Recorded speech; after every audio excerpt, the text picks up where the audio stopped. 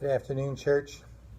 This is actually a Facebook Live that I'm going to save and send out to everybody in our church. I thought this would be a kind of a fun way to do it, but I thought I might also share it with everybody because a lot of us are in the same boat, but not really.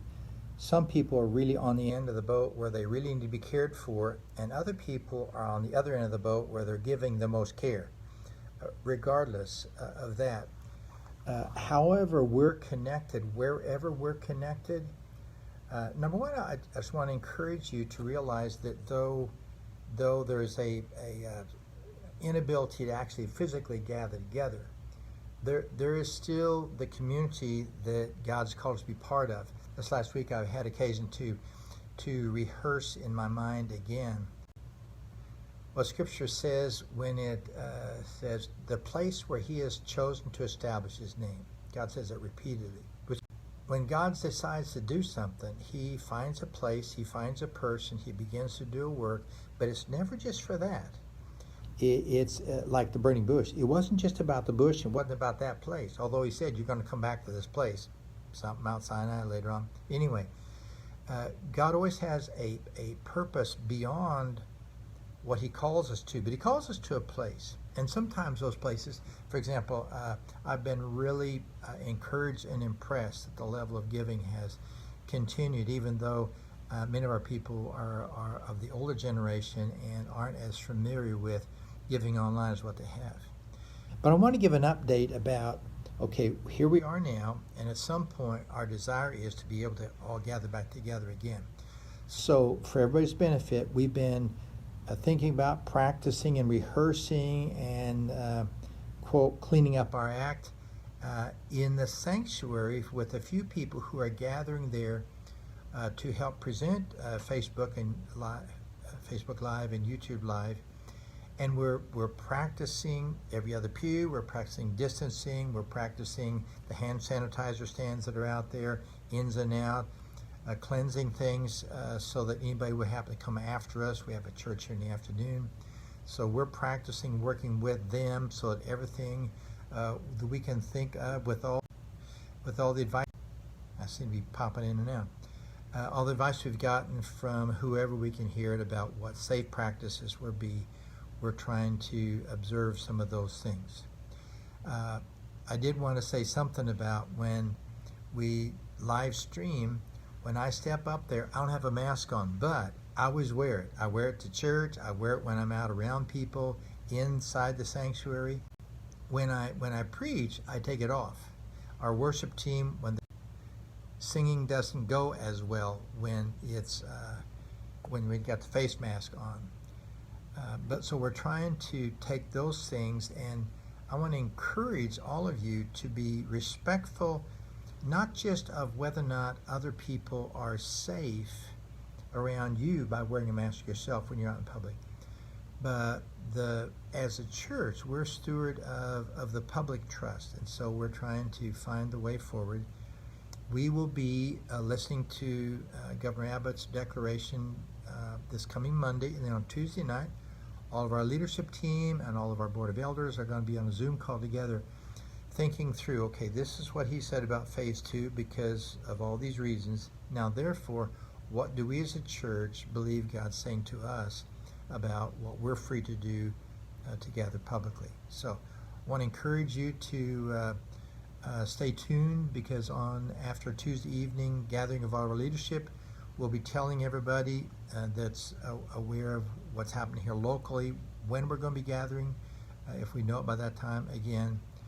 And so when we find out from the governor on Monday, and then we make our decision on Tuesday, or we gather together, we don't know yet what that decision is going to be, because we don't know what his report's going to be.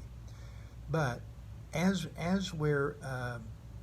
we've been kind of locked away, I'm going to encourage you to not get too far from the dock, meaning what are those relationships that have kept you safe, kept you anchored, and kept you moored? Now, when we're alone, that can be a difficult thing for several reasons.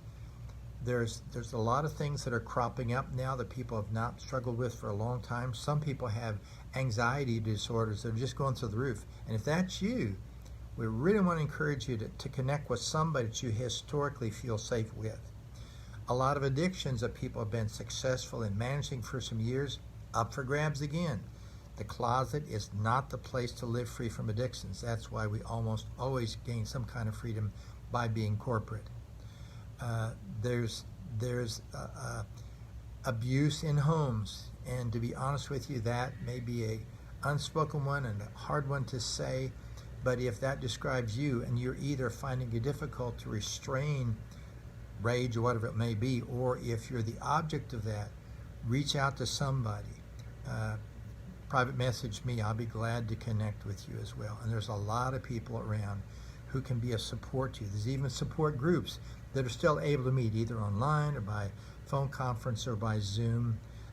Early this morning, 7-something, one of our elders texted me that one of our other elders wasn't feeling well, so we had a impromptu Zoom at 7:45 this morning. Time is available. We can do that. We can connect with each other. And I would encourage some of you to also, that you know you're that anchor person for somebody else, to be available and reach out to them. I'd also encourage you to get outside, get some sun, get some exercise. Sunlight kills this stuff. It won't kill you. Not having any sunlight might, and that's why it's a good idea if you're a pill popper, get some vitamin D. I take one in the morning, take one in the evening. It's just, I think, one of those things that I do as a lifestyle, I believe inclines me towards being a little bit healthy rather than not.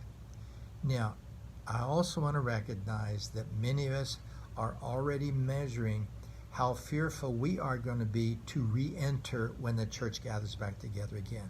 That's realistic. I understand that. And so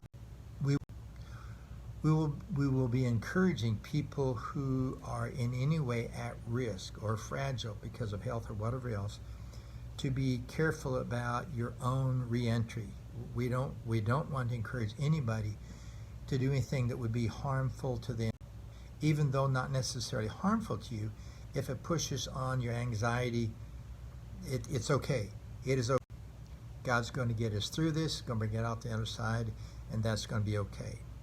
Let me mention one final thing, and that is for people who are the primary caregivers, even if you don't have access, for example, the retirement community next door to it, it's locked down and people don't have access to get in there to care for family members. You got to check in at the door.